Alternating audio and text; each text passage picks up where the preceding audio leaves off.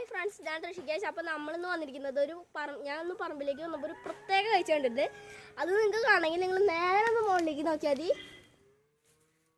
ഒരു 4-5 പപ്പായ നല്ല ഓമക്കായ എന്നാണ് ഇവിടെയൊക്കെ പറയുക. പല സ്ഥലത്തും പല പേരാണ് ഇതിന്.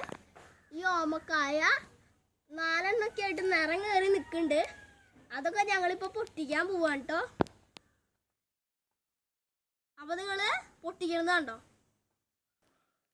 അപ്പൊ നമ്മളിത് പൊട്ടിക്കാൻ പറ്റുമെന്നൊന്ന് നമുക്ക് നോക്കാം.